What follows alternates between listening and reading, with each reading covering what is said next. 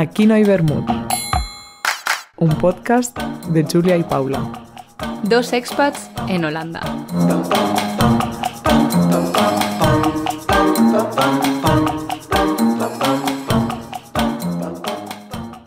Pues hola, ¿qué tal? Hola Paula, ¿cómo estamos? Muy bien, la verdad, hoy con muchas ganas. Siempre digo lo mismo, creo que me van a decir en plan... Bueno, es que si lo hacemos esto es porque nos gusta, entonces Sí. ya más nos vale venir con ganas porque pagar no nos pagan. Eso Así es que verdad. la motivación es esta. Con energía para decir Sí. una vez más que tengo muchas ganas de empezar este episodio, de grabar este episodio. ¿Y de qué vamos a hablar hoy? Bueno, en verdad es un poco episodio paraguas, porque al final en este podcast nos dedicamos a hablar de lo que es migrar y bueno, con todo lo que conlleva eso, todo lo que hemos dejado atrás, los retos que supone adaptarse y todo lo bueno que trae también empezar de cero. Pero en realidad, pues claro, ¿qué pasa por nuestra cabeza? Que literalmente esto es dejar algo atrás, no es un proceso fácil. Así que, ¿qué pasa psicológicamente por la cabeza de un migrante? Pues mira, yo no lo sé, pero por eso el destino nos ha puesto delante a una persona que tiene respuestas más que nosotras para esto y está dispuesta a compartir su conocimiento con nosotras y con todos vosotros y vosotras y nos hace muy feliz. Así que estamos bermuteando virtualmente con Dani, que el universo nos ha acercado, pero no tanto como para poder sentarnos a tomar el vermut en persona. Y nada, Dani es psicólogo, especialista en duelo y en psicología de la salud y aquí lo tenemos. Hola Dani, ¿cómo estás? Muy bien, muchas gracias por semejante presentación. Hay mucha expectativa, no lo soporto y a lo mejor no sé si tengo tantas respuestas, pero... Como si estuvieras en casa, de verdad. O sea, Literal. que aquí venimos a charlar del pachangueo, ¿eh? No, no te preocupes. Bien, entonces me tenéis dentro.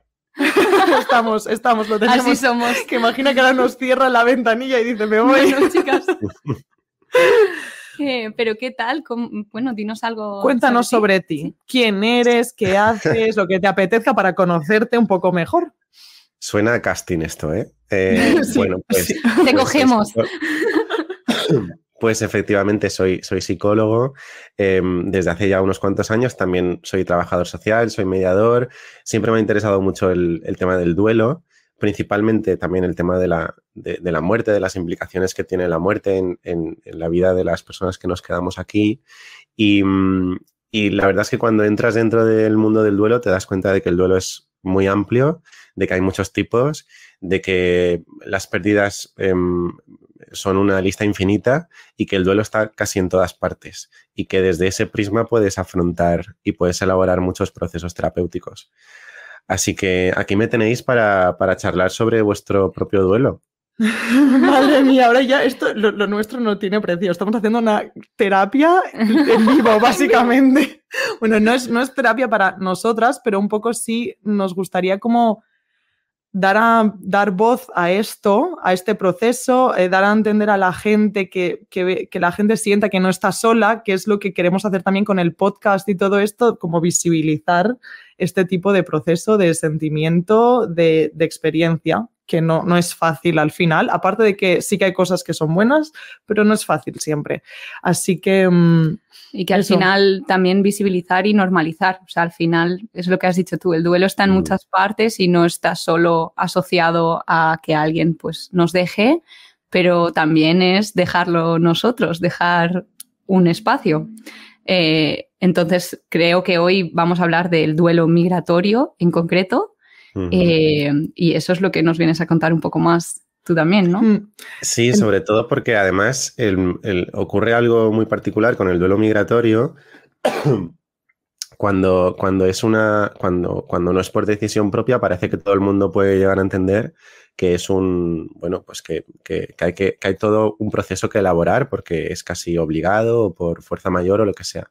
Pero cuando es voluntario parece que es fácil y que todo es positivo y todo es bueno, pero también hay un proceso de pérdida que hay que acoger y que hay que integrar en la vida de uno, ¿no? Entonces, creo que está muy invisibilizado ese duelo migratorio. A la gente le sorprende cuando hablas de duelo migratorio. Yo voy a acabar llorando hoy, porque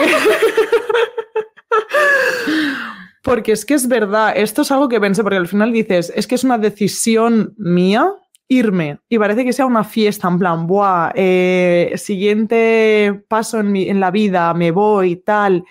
Como si solo puede traer cosas buenas. Exacto, y realmente estás dejando eso, todo lo que habías creado hasta ese momento atrás. Todo lo seguro, ya no es seguro. Y te tiras al vacío, porque sí que es verdad que yo, por ejemplo, me vine con la uni, entonces no era te vienes con gente que están en la misma... en la misma situación que tú. Sí, exacto, esa era la palabra. La misma situación, pero yo también ahora ya conozco mucha gente, porque nos hemos hecho mayores, que se viene a trabajar y te vienes tú solo a un país que no conoces ni la lengua, a trabajar. Claro. Creo que se hace mucho más duro, además, porque no sabes cuándo va a acabar este proceso. O sea, cuando vienes a estudiar, a lo mejor de Erasmus o así, claro, sí que te enfrentas un poco a la pérdida, pero sabes que en 6 meses ya puedes volver a casa otra vez. Pero claro, gente que viene a trabajar es como, bueno, sí, tengo un contrato para 1 año, pero es que a lo mejor es mucho más. Y no sabes si hacer amigos cuesta más. O sea, como reinstaurar estos pilares de la vida que son como muy seguros, a lo mejor todo depende un poco del trabajo, pero luego pues amigos, familia, todo esto no lo tienes. Entonces, ahora te preguntamos ya a ti un poco, ¿qué es el duelo migratorio? ¿Por qué sucede? ¿Qué opinión tienes tú incluso sobre esto? ¿Y qué opinión tiene la gente sobre tu propia experiencia? Bueno, yo definiría el duelo de una forma general. El duelo significa el proceso psicológico que te permite elaborar una pérdida y todo lo que supone esa pérdida. Por tanto, el duelo puede estar en muchas partes, como hemos dicho al principio, ¿no? Hay pérdidas todo el rato, incluso cuando tomas una decisión hay renuncias y ahí también hay pequeños duelos que elaborar, quizá no con una entidad y un peso profundo que dejan una huella o que se tarda mucho en procesarlo, pero también son pequeños duelos, mini duelos, ¿no? Entonces, todo lo que tiene que ver con elaborar e integrar lo que supone la pérdida es un proceso de duelo. Por tanto, marcharte de un lugar y empezar una nueva vida en otro, ahí hay un duelo. Y además lo hay incluso, es muy interesante lo que habéis dicho sobre el billete de vuelta, ¿no? Si vas con un billete de vuelta, parece como que es más fácil. Pero incluso luego volver significa volver a un lugar donde han seguido pasando cosas, donde la vida ha continuado su ciclo y tú has podido irte 6 meses o 1 año o incluso 3 meses, pero esto es como cuando faltabas a clase en el cole 2 días y te perdías todo y pasaba todo, ¿no? Que tú dices, Dios mío, pero... Y te has perdido cosas. Claro, no sé quién se ha enfadado con no sé quién, la profesora ha puesto un examen sorpresa, no sé cuánto. Pero ¿cómo es posible en 2 días? Y de repente había una reconfiguración del sistema en la que tú estabas totalmente fuera. Y habían pasado 2 días en un microsistema que es el cole, que luego no tiene un impacto profundo en la vida de la gente, faltar 2 días. Pero es que incluso ahí hay todo un proceso que volver a recolocar. Entonces, ¿cómo no lo va a haber en un duelo migratorio que es, pues, incluso dentro del propio país... Hay cuestiones culturales con las que te tienes que enfrentar y tienes que adaptarte, pero ya fuera, cultura, idioma, forma de vida, luz solar, nuevos horarios, no sé, es que hay toda una lista infinita de cosas que poner en orden, ¿no? Y entonces puede haber, claro, imagínate que una persona se va con muchas ganas de irse, ¿vale? En plan, pues es que me quiero ir de aquí, tengo muchas ganas de venirme, pongamos Holanda en este caso, y se va con toda la ilusión. Entonces, esta persona no es consciente a lo mejor de lo que está dejando atrás. Esta persona va a poder, o sea, sufre también duelo migratorio sin darse cuenta o cómo se sufre el duelo migratorio. O sea, te estoy preguntando muchas cosas, así que tú ahora me lo estructuras un poco si puedes, porque me están viniendo muchas preguntas a la vez. Y luego también, si llega este duelo migratorio en un momento, ¿cómo sabes que estás pasando por esto? ¿Cómo dices, vale, lo que estoy sintiendo es normal? O es que estoy muy triste o no sé, o es que me quiero volver a casa.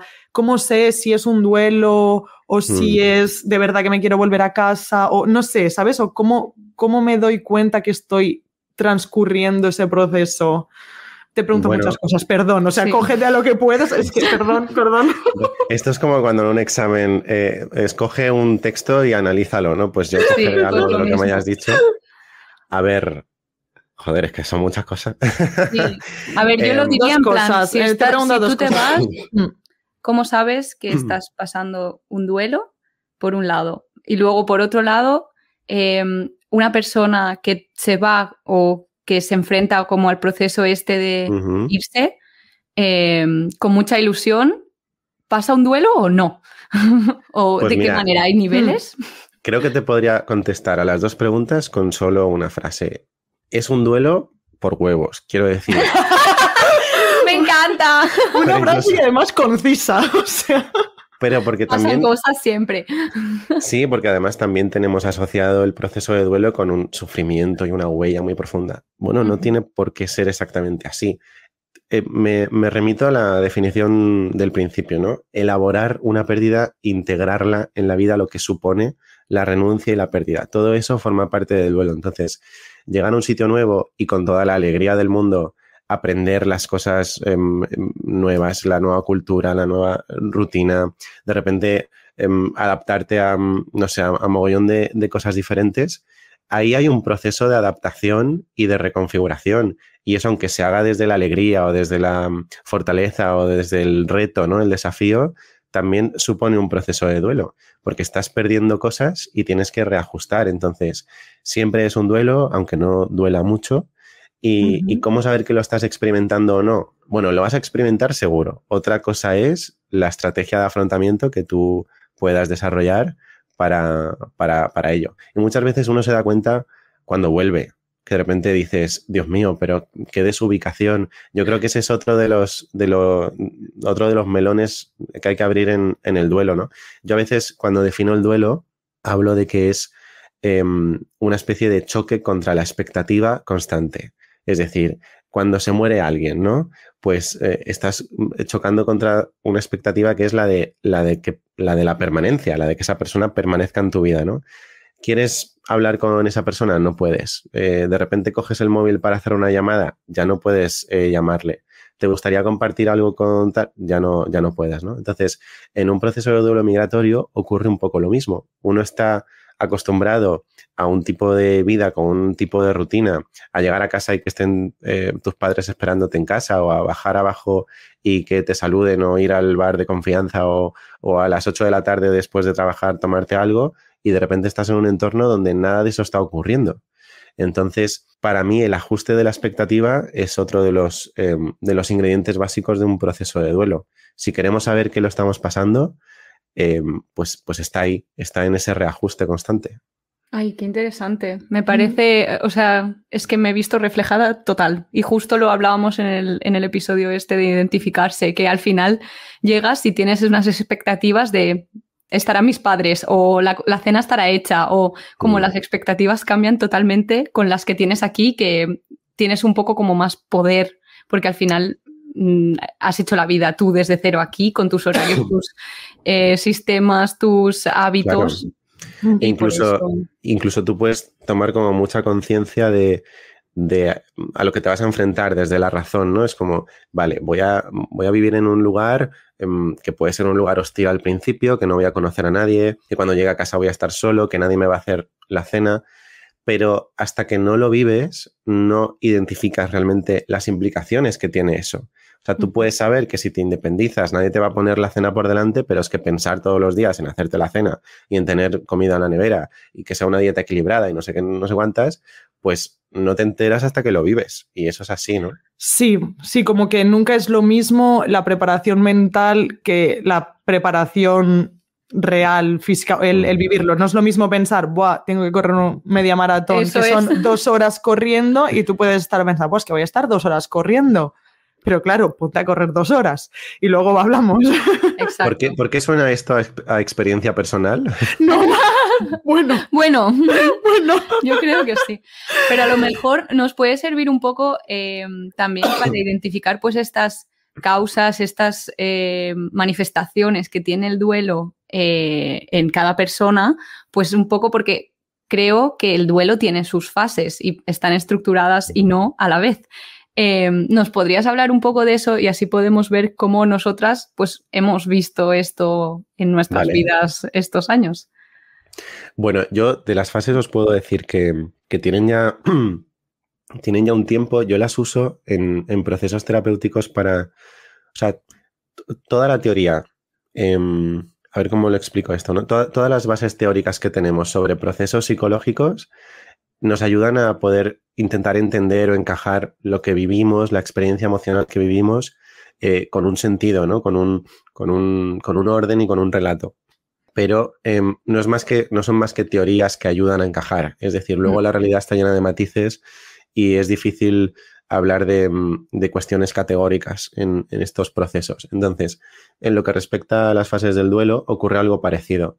No todo el mundo vive las mismas, no de la misma manera, saltamos de unas a otras, no son estrictamente secuenciales, algunas duran mucho, otras duran poco, de repente volvemos a una que ya habíamos superado, tal. Entonces hay mucha variabilidad. Entonces, partiendo de ahí, podemos hablar de las fases con la estructura teórica, pero adaptándonos, ¿no? Entonces, hay una primera que es la famosa fase de negación de los duelos. Son las mismas para cualquier duelo, ¿eh? Eso es importante saberlo. Es la famosa fase de negación que a veces es difícil entenderla porque es como, ¿cómo que niegas la pérdida, que no te la crees? Pero si tú sabes que esa persona se ha muerto, si tú sabes que te has mudado, si tú sabes que esa relación se ha roto. Bueno, es un encuentro constante con esa expectativa de la que os hablaba antes. Tú vas siguiendo un camino que es el que estaba marcado de antes y de repente te vas encontrando con todas las implicaciones que suponen la pérdida. Entonces, ese camino, digamos, casi automático, es esa fase de negación en la que uno no tiene integrado ni lo que ha pasado ni lo que supone lo que ha pasado. De repente, pues cuando se muere alguien es muy fácil verlo, ¿no? Que son personas a lo mejor que al principio no tienen una emocionalidad clara con respecto a lo que ha pasado. Se les ha muerto alguien importante y no están reaccionando emocionalmente, no voy a decir llorando, pero no hay ninguna reacción concreta. Y es como una especie de bloqueo es que no sé muy bien exactamente qué significa esto que se supone que ha ocurrido, ¿no? Entonces, esa fase de negación en un proceso migratorio, me imagino que tiene que ver, vamos, me imagino desde la posición profesional, pero porque no la he vivido como tal, ¿no?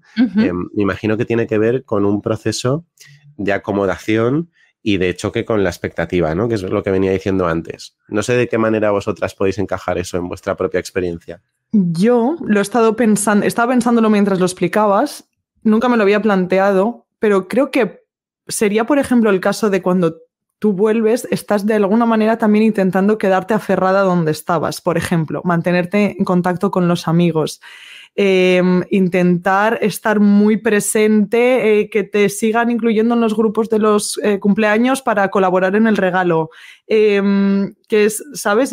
Pasadme las fotos de la fiesta, qué tal fue, no sé qué, ¿no? Pues ¿eso te pasó a ti? Creo que sí, que de alguna manera me pasó el decir, no quiero perder lo que tengo, quiero mantenerlo. O sea, estoy aquí haciendo una vida, pero aquella quiero ser parte, soy aún parte de esa vida, ¿no? Y claro, sí que es verdad que esto es insostenible, porque poco a poco tienes que dejarlo, tienes que, o sea, vuelves y seguirán siendo mis amigos, y esto lo tienes que entender, ¿no? Los que se queden, digamos, otros no. Pero claro, esta sensación, esto es lo primero que a mí me ha venido a la cabeza cuando estábamos hablando de esto, el querer siguiendo formar parte de la vida que has dejado atrás. Bueno, creo que es, fíjate, eso se puede resumir en una idea de sentir que todo va a seguir siendo como era, ¿no? Esa es la gran fase de negación, yo creo. Pues ahí la tienes. Eso pasa también mucho cuando vuelves a casa, que es lo que dices tú, que las cosas cambian y tú como que todavía estás en el modo de, bueno, es que mi hermana tiene 16 años y no, tiene casi 20. Entonces pasan cositas. Las normas sociales entre las que nos movíamos, de repente ahora se han ajustado, se han pulido, han surgido necesidades nuevas en las que tú no has sido partícipe, ¿no? Claro. Y eso es ese sentir que todo seguirá como siempre, porque no parece que tenga sentido que cambie, creo que se puede encajar perfectamente en ese tipo de fase. Sí. ¿Y tú, Paula? Yo, la verdad, que un poco entra en conflicto, a lo mejor ilustra perfecto lo que decíamos de que el duelo, pues cada uno lo entiende un poco como... Creo que mi negación fue que yo negué como la vida que tenía ahí un poco. No sé si esto encaja, pero yo recuerdo... Sí, o sea, yo llegué aquí también que venía de una situación un poco turbulenta y traumática que pasó justo antes y claro, el venir aquí fue como un sueño y entonces los primeros meses yo los recuerdo como si estuviese en un sueño, como si no hubiesen pasado y a la vez toda esta situación como que la dejé totalmente atrás y no me dediqué a pensar en ella, como esto no ha pasado. Sí, empezaste como de cero, literal, Sí, dijiste a la mierda todo, sí. Yo estoy feliz aquí. Sí. Bueno, a mí me encaja en una posible fase de negación, porque si lo piensas, es justo el no aceptar o el no interiorizar todas las implicaciones que tiene esa mudanza y las pérdidas que suponen ese cambio vital, ¿no? Es no atender a lo que implica ese cambio, ¿no? Sí, y de hecho justo comentábamos eso, que luego te cuesta gestionar más las cosas porque cuando vuelves a eso un poco, entonces es como que no te has dedicado o sea, no has atendido esa situación y entonces como que te vuelve. Y no sé si eso es otra fase, podemos ser.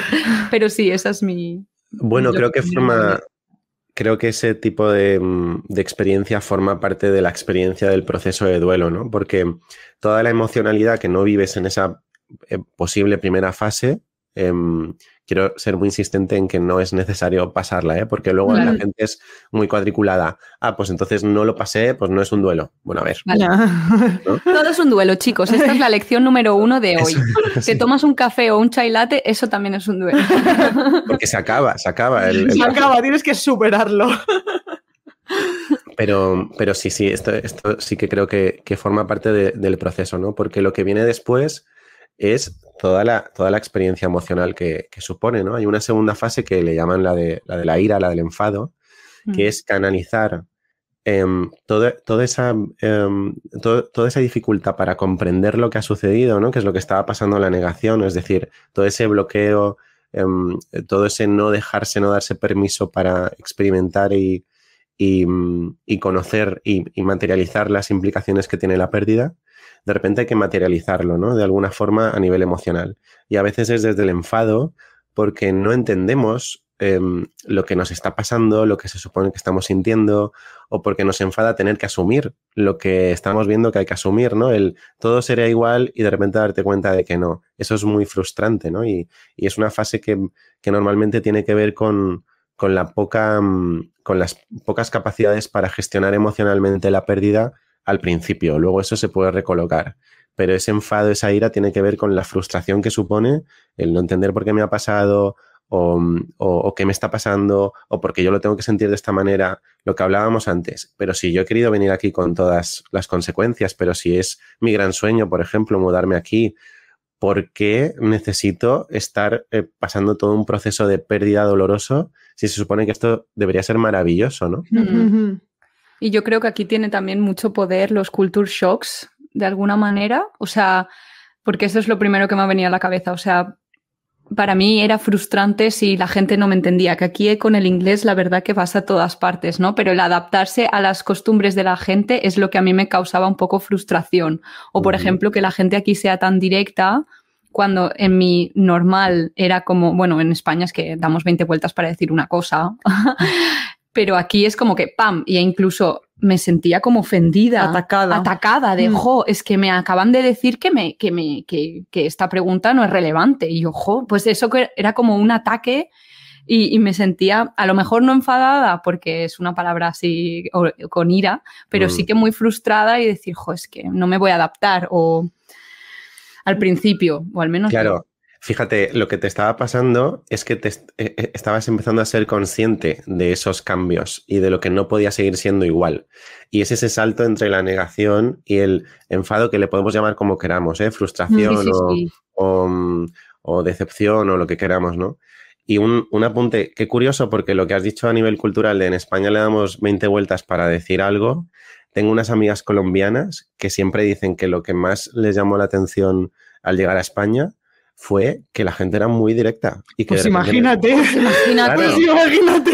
Yo creo que son directos sin filtro. Yo creo que nosotros también, por ejemplo, el conflicto no nos importa dirigirnos al conflicto. En plan, ¿qué ha pasado? Yo qué sé, como confrontación, creo que los españoles somos buenos, pero es que los holandeses es que yo al principio pensaba, van a cuchillo. Sí, pero simplemente es que no te lo dicen y hasta sea bueno o malo, filtro. Es objetivo. Es como... Es que me caes mal, ¿sabes? Y no es a malas, no es por ti, es una información que deberías tener y claro, es que me caes mal. Esto ¿sabes? En España yo no lo he oído en mi vida. O sea, es muy fuerte, es muy fuerte. Pero bueno, yo en este caso, lo de la ira, no me enfado en general, no siento, o sea, entonces esta definición no me encaja conmigo. Pero digamos. por es la palabra, es lo que decimos, decepción, frustración. Exacto, como definición. No, yo creo que esto a lo mejor lo viví más porque yo me vine de Erasmus en principio. Entonces yo me venía un año y ya llegó un momento que dije, tuve que elegir si quedarme o volverme. Y elegí quedarme y creo que ahí fue el momento de tengo que aceptar que ahora sí que estoy dejando atrás cosas y fue el momento más real, pues mucha ansiedad, o sea, más en este sentido fue, a nivel fisiológico fue ansiedad en mi caso, más, ¿y por qué esto? Si sé que esto es lo mejor para mí, en plan, sé que quiero esto, pero aún así era muy difícil aceptar la decisión. En los duelos por fallecimiento, la fase de negación a veces se caracteriza porque hay una especie de sensación interna de que el fallecido va a volver o que vamos a poder volver a estar con él. Uf. Y fíjate, has hablado justo de una sensación parecida, ¿no? Cuando tuve que decidir quedarme, de repente tuve que desprenderme de la posibilidad de volver, ¿no? Exacto, sí. Que bueno, por supuesto, en una migración, en condiciones normales, siempre se puede volver, entre comillas, ¿no? Pero sí, es una decisión muy importante porque tiene que ver con despedirte finalmente de lo que estabas ahí aguardando, ¿no? Que es la posibilidad de volver a hablar con el muerto, pues el decir, vale, no voy a volver, ¿no? Pues lo mismo igual, ¿no? Es como una decisión ya de magnitud. Permanente, sí, como ya algo que dices, bueno, me quedo por lo que sea. ¿Qué más? ¿Qué más tenemos? Luego, ¿qué pasa? ¿Cuál es la siguiente? Bueno, pues luego llega la maravillosa fase de negociación, que es una grandísima trampa, porque es en la que todo el mundo cree que ya ha pasado. Porque entonces empiezas a estar un poquito mejor, empiezas a quedarte un poco con la copla de cómo funcionan las cosas en el duelo migratorio, sientes que te estás empezando a adaptar, todos los problemas que experimentabas al principio de repente ya más o menos controlas, ¿no? Y es una fase en la que uno dice, vale, creo que puedo, esto es un proceso, me está costando un poco, pero hay cosas ya superadas y cosas que se van a superar y ya está, ¿no? Y es una fase en la que todavía no hay una conciencia plena de todo lo que supone, porque nosotros somos, las personas somos seres que están diseñadas para adaptarse al ambiente. Entonces, en cuanto te adaptas un poquito, es como, ok, ya vamos por aquí. Y es como, no, espérate, ¿no? Claro. Agárrate que vienen curvas. Claro, a mí se me ocurre hacer un paralelismo con el duelo sentimental, cuando rompes con una pareja o rompen contigo, que siempre hay un momento como de decir, bueno, pues tampoco se está tan mal soltero, ¿no? De repente he ganado muchas cosas sin esta relación, ¿no? Y tienes como un día bueno o una semana buena. Y desde este lugar terapéutico es como, va a venir la hostia, prepárate. Casi siempre es así, ¿no? Entonces, ojalá te quedes ahí, pero seguramente llega un día en el que digas, Dios mío, pero si sin esta persona no puedo vivir, o Dios mío, todo lo que me ha pasado, ¿no? Yeah.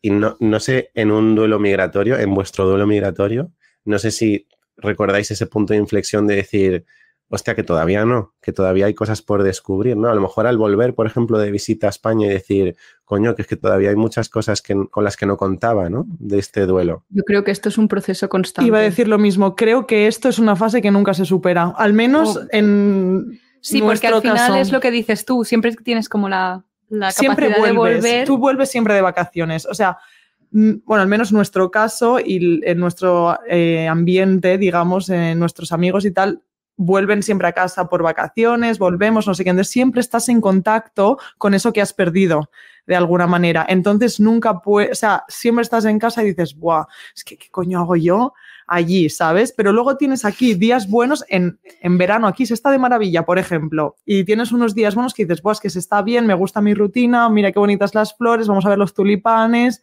qué bien el sol y las terrazas en Holanda, ¿no?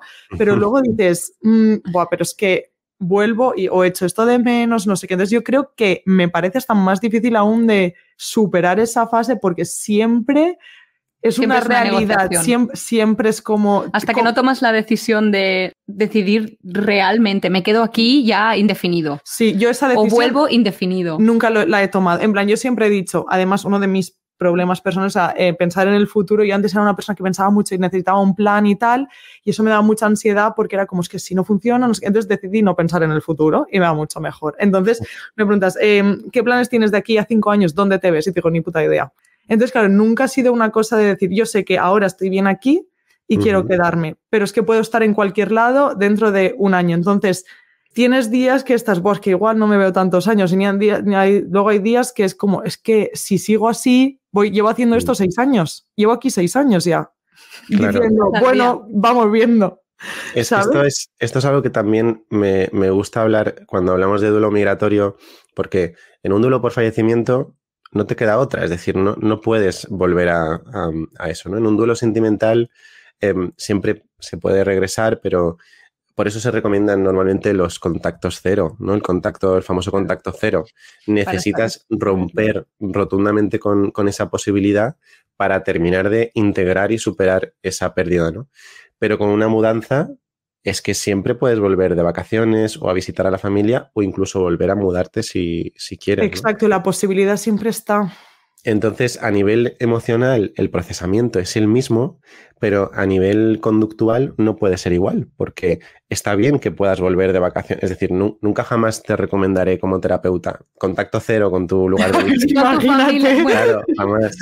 Pero ahí hay una disonancia entre lo que necesito elaborar a nivel emocional, y es que yo ya no vivo allí, sino que vivo aquí, y lo que puedo hacer, que es vivir entre los dos mundos, que es lo que le pasa a mucha gente que se muda, que se siente viviendo entre los dos mundos, lo que significa no vivir en ninguno de los dos también. Literal, o sea, sí. es así, es intentar mantenerlo todo, el no perderte cuando estás aquí, algo de allí, el tener también ganas de volver cuando estás allí, o sea, volver aquí porque al final aquí es tu casa.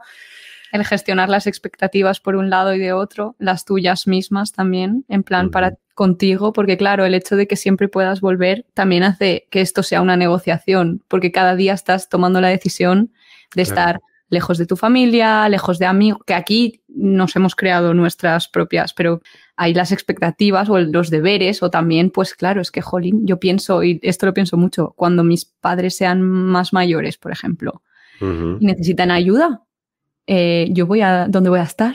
Claro, y entonces por eso es una negociación, porque estás como luchando un poco con ese sentimiento de ¿estoy donde puedo o debo estar? Ahí entra la maravillosa culpa que absolutamente en todas las personas con duelo migratorio experimentan, ¿eh? Porque siempre dejas algo allí, ¿no? No es solo tu propia vida, es decir, tu casa o tus planes o tus sueños, no es toda la gente que forma parte de ti, ¿no? Y que ellos también te necesitan, ¿no? Entonces ahí suele haber también mucha culpa que trabajar. Wow. Sí, es que lo siento así, literal.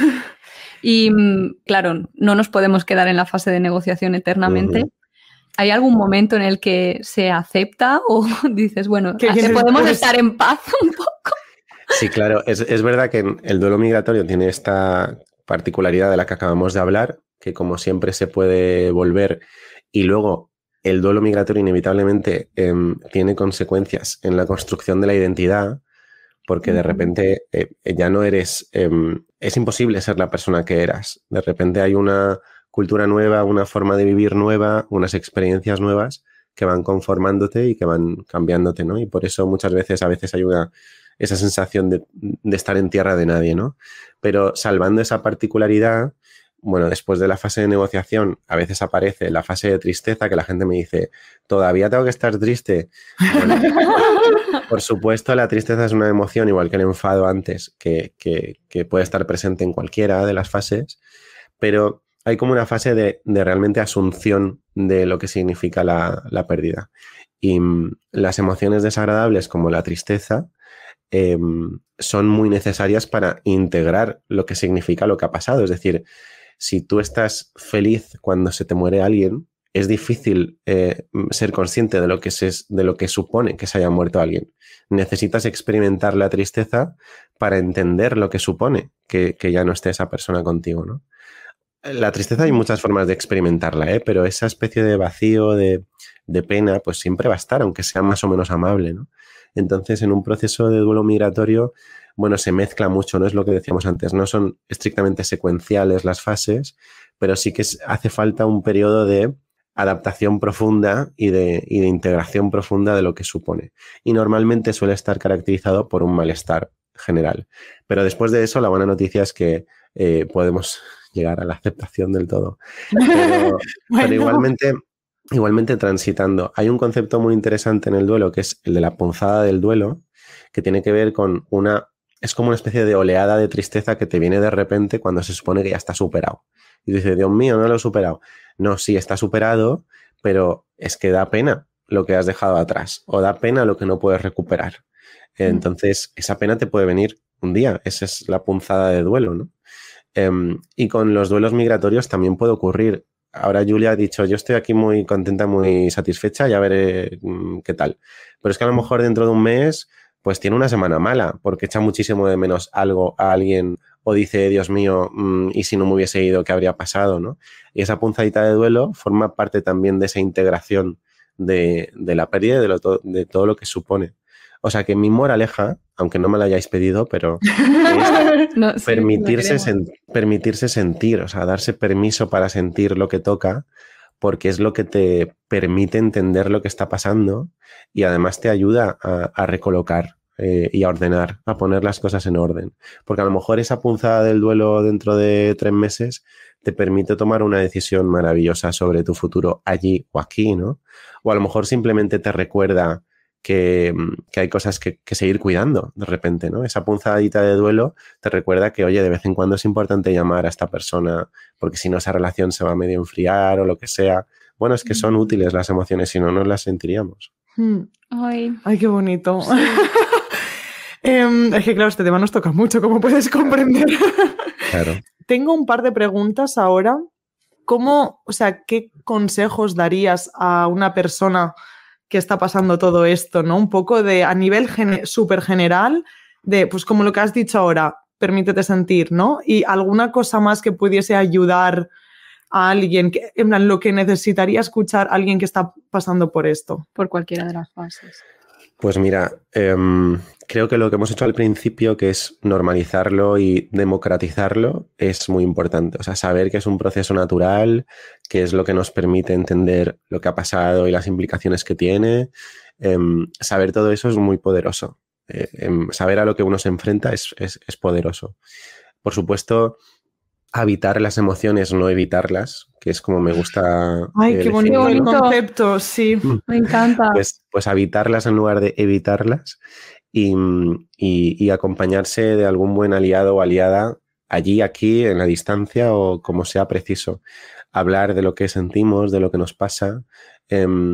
Fíjate, siempre que, seguro que lo habéis experimentado, ¿no? Pero siempre que hay un duelo migratorio, hay como una especie de búsqueda de personas que comparten mi misma situación de una u otra manera, ¿no? De repente hay una persona igualmente extranjera y hay una como conexión invisible de, vale, estamos pasando, o sea, sé muy bien por lo que has pasado, ¿no?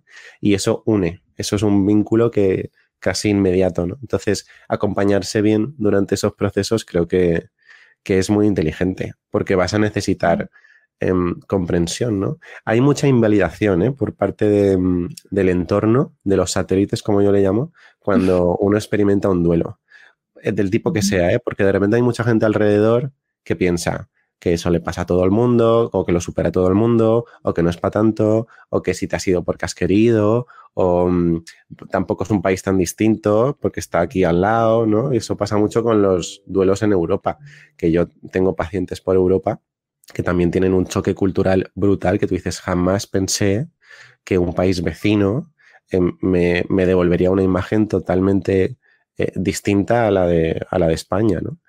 Uno piensa que hay que irse a Japón para eso, ¿no? Sí. Entonces, acompañarse de gente que te sabe comprender y que te sabe sostener es importantísimo. Y luego, para más INRI, pues que me contacten si lo necesitan. Hombre, claro, dejaremos tu email ahí. Hazte autobombo, esto aquí nos encanta. No, poca broma, que creo que mucha gente lo necesita. Bueno, es que ya lo hemos dicho desde prácticamente el primer episodio. La terapia es necesaria para todo el mundo. Bueno, y no sé ¿vosotras vais a terapia? Sí. Mira qué bien. Sí. Y estamos muy orgullosas. ¿Vais allí con profesionales de allí o con españoles o cómo lo hacéis? De hecho tenemos... Compartimos psicóloga. Pero está allí en Barcelona. Es en Barcelona y la hacemos online, porque yo no me imagino, siendo sincera, hacer terapia con una persona de aquí.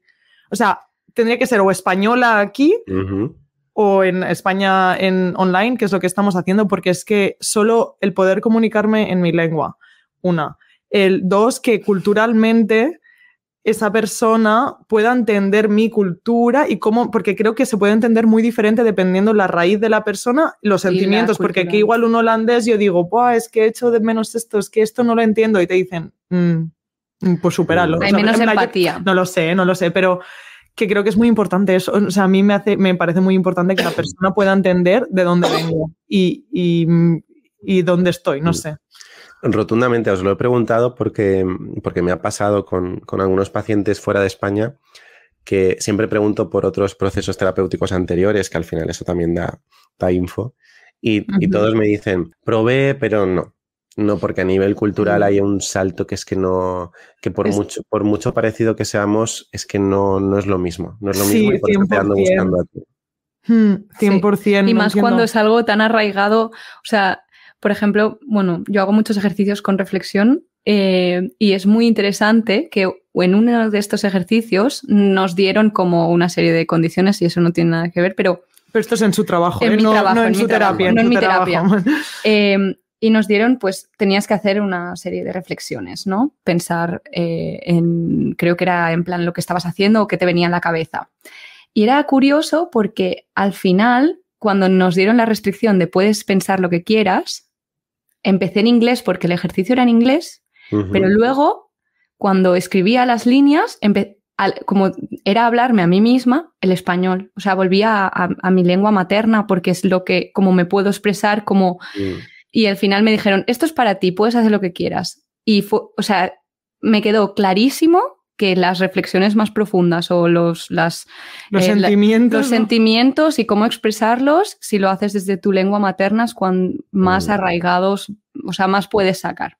Y eso me invita a hablar de otra cuestión también muy interesante que está muy relacionada con eso, y es que la raíz y la raíz tira muchísimo. O sea, es algo imposible de arrancarte de dentro. Es decir, lo veo mucho en los duelos migratorios, pasan años y años y años, pero tú no te puedes llegar a sentir 100% plenamente del lugar en el que vives porque tu raíz te está llamando. Y luego vuelves y a lo mejor es otro conflicto porque tampoco te sientes de allí, ¿no? Pero hay algo que te empuja a regresar siempre. Es algo, bueno, a estudiar, vamos, y seguro que está estudiado y debería haberlo estudiado. Pero sí, es tal cual. Es tal cual, y esto que has dicho tú me invita a mí ahora a hacer otra pregunta, otra reflexión, y es lo que has dicho de volver. Y con esto ya podemos también ir cerrando un poco. Una persona que ha migrado y decide y ha estado suficiente tiempo fuera como para haberse perdido muchas cosas y decide volver, y lo que tú has dicho, que luego vuelves y es otro tema, ¿no? En plan, tienes que superar otras cosas. A lo mejor tienes doble duelo. Exacto. ¿Cómo lo gestionas? ¿Cómo lo afrontas? Porque claro, es eso, tú vuelves con la idea de vuelvo a casa, pero casa ya no es lo que era. Entonces, ¿cómo en estos casos qué? Pues mira, es que lo acabáis de decir, es otro proceso de duelo, otra vez. Porque primero hay que despedirse de todo lo que dejas en el lugar donde has construido, porque llevas el tiempo que sea, ¿no? Pero llevas un tiempo dedicándote a construir allí y a poder acoger la pérdida que ha supuesto el irte. Y ahora de repente tienes que volver a un sitio que se parece mucho a lo que has perdido, pero que no es igual, y al mismo tiempo integrar y asumir las pérdidas de lo que dejas en el otro sitio. Y es otro proceso de duelo. Creo que si alguien hace el primer proceso de duelo de una forma saludable, es mucho más fácil de hacer el segundo, ¿no? El regreso. Pero a veces peco por el lenguaje, por dar por hecho cosas que yo tengo muy integradas, ¿no? Cuando digo otro proceso de duelo, ¿no? Pero ¿qué significa eso?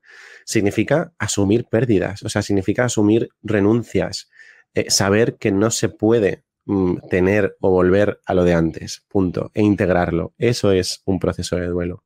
Entonces, volver a tu lugar de origen o a otro lugar en el que hayas vivido, volver es asumir que no vuelves al mismo sitio, que no vuelves siendo el mismo y que la gente que vive allí, que te rodea allí, tampoco son las mismas y hay que hacer otro trabajo de ajuste. Y es posible hacerlo, ¿eh? Pero implica renuncias. Y a lo mejor de repente te das cuenta de que tu mejor amigo pues ya no puede ser tu mejor amigo porque estáis en etapas vitales diferentes o porque habéis vivido cosas distintas y ya no puede ser igual, ¿no? Esto pasa mucho también con duelos de amistad, por ejemplo, con personas, sobre todo que conservan amigos de la adolescencia o de la universidad y de repente se siguen viendo con 30, con 35 y viven de las rentas, o sea, viven de la nostalgia y de recordar todo el rato. Viven del pasado, solo se hablan de anécdotas de que han vivido juntos, pero no creas a lo mejor nuevos recuerdos. Porque has compartido una etapa vital muy concreta que seguramente el vínculo más, no sé cómo definirlo, ¿no? Pero lo que sostenía realmente ese vínculo era compartir la etapa vital y el contexto. Y si ya no compartes eso, a lo mejor lo que queda pues es una cordialidad maravillosa, pero ya no te une casi nada a esa persona. Entonces, es un poco un proceso parecido cuando vuelves al lugar de origen, ¿no? Bueno, queda el contexto, queda el lugar, el área física. Queda el lugar, sí. Pero incluso eso puede ser diferente. De repente llegar a un barrio donde han construido... Sí, tu bar favorito ya no está, ¿sabes? En plan, el bar al que ibas siempre ya no está. Y eso también, ¡buah! O que ha cambiado, o que has cambiado tú y te has descubierto una bebida nueva en el de al lado y dices, es que este me gusta más. Esto me recuerda, me ha venido a la cabeza la frase que juraría que es de Joaquín Sabina, que dice, al lugar al que fuiste feliz no deberías tratar de volver. Y entiendo, o sea, hablando contigo me ha venido a la cabeza y entendiendo lugar no como lugar físico, sino como emocional. Situación... como contexto social y emocional, ¿no? O sea, que sí que, digamos, yo sí he vivido en Barcelona o he vivido en mi casa, puedo volver a Barcelona o a mi casa, puedo, pero lo que no debo tratar es de volver a la situación en la que estaba hace años. Entonces, no lugar como localización física, sino como contexto. Me gusta esa idea. Creo que puede aportar esa lectura, sí. Es que Joaquín Sabina, un poeta. O sea, y juraría que eso ya no estoy ni segura, pero bueno. Y para cerrar así un poco, siempre hacemos como dos preguntas que, bueno, en tu caso eres migrante del país, ¿no? Pero tu raíz y tu cuerpo físico ya no están en el mismo sitio. Así que, ¿qué echas de menos pues, de la ciudad donde te criaste o... Sí, de tu raíz, por así decirlo, lo que tú llames raíz, es una de las preguntas que hacemos normalmente. Pues mira, yo he crecido y me he criado en Cádiz y ahora vivo en Sevilla. Es una migración muy cortita y que es verdad que... Es un mini duelo. Es un mini duelo, ¿no? Y al final, también a nivel cultural, pues estamos muy hermanados, ¿no? Pero fíjate que yo creo que mi gran duelo a nivel de migración tiene que ver más con las personas que con el lugar. Porque por circunstancias de la vida, de repente tengo a las personas más importantes de mi vida súper desperdigadas por el planeta. Sí, te entendemos. O sea, pasa. Acaba de mudarse aquí una muy, muy íntima amiga, después de yo 3 años aquí muy solo, en realidad. Pero durante todo este tiempo he estado súper lejos de todo el mundo. Mi familia está súper repartida por España, mis amigos por España y por el mundo, y eso es muy jodido, ¿no? Entonces, ¿qué echo de menos? Poder compartir en vivo y en directo, eso es lo que echo de menos. De hecho, tengo un concepto que ya no me va a dar tiempo a explicarlo, pero mejor, porque así os invito a que escuchéis mi podcast, donde lo explico. Vale, ahora si quieres al final nos dices tu Insta, tu podcast, tu email, todo, nos lo dices todo. Pues hay un concepto del que hablo mucho que yo denomino vivir en diferido, que es compartir las cosas que te pasan, las experiencias, las buenas y malas noticias en diferido. Es decir, que a la semana siguiente de que te haya pasado algo, enviar un audio resumiendo tu semana. No tiene las mismas implicaciones que hoy te pase algo y bajar a tomarte una cerveza y contarle a tu amigo, pues mira, esta mañana me han llamado y no sé qué. No es lo mismo que con el proceso emocional y cognitivo de que hayan pasado unos días, de tener que hacer un resumen en un audio, ¿no? Y entonces echo de menos no vivir en diferido, vivir en vivo y en directo. Ya, lo entiendo. O sea, me encanta este concepto porque es lo que hacemos mucho. Es que no te queda otra. No te queda otra. Y además ya no solo de un audio de una semana, sino de 3 meses sin ver y hablar con una persona, pues yo que sé, vuelves a casa y dices, hey, quedamos. Y estás una hora donde esta persona quieres entender lo que le ha pasado a ella en su vida durante estos 3 meses y entender cómo se siente ahora, y tú quieres contar para poder mantener ese vínculo, ¿no? Y sobre todo claro, que hay mogollón de matices que se han perdido, o sea... Claro. Los resumes y eso, no vas a ver, sí. Ahí se pierde muchísima conexión, muchísima. Entonces, esto es algo que he hecho mucho de menos, vivir en directo. A mí es una de las cosas que también me afectan, la gente que esté tan desperdigada. Digo, es que mi sueño es vivir con todos mis amigos en una comuna, sí. ¿Sabes? En plan, de hecho, hacíamos la coña de nos vamos a comprar un pueblo abandonado, de estos que venden por 500.000 euros ahí en España, y nos vamos todos a vivir allí, por favor, ¿sabes? O sea, ya está bien. Y más si eres un desastre con el móvil, pues ya es que estás fuera, es que literal. Sí. Y la segunda pregunta, y luego ya pasamos a tus contact details, porque creo que vas a tener trabajo. Pues, ¿cuál es la recomendación? Pues en el caso, Sevilla, Cádiz o lo que tú llames casa ahora mismo, ¿qué es lo que... Una recomendación. Sí, una...